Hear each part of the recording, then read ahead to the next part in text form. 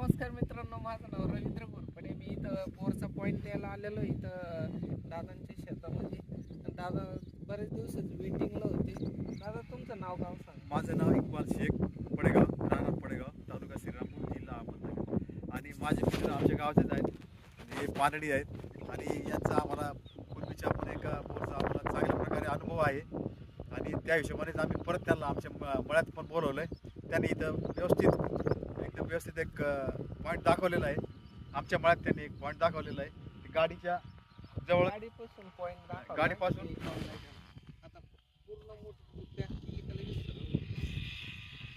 एकदम हळूहळू ना मी परत आता सोडतो बरं का त्याला खाली कसं चाललाय खाली.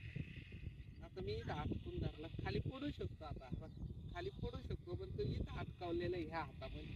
आता येऊ खाली आता परत वर घेतो, इथं घेतला. हा दगड आहे मित्रांनो, एकदम जड दगड आहे.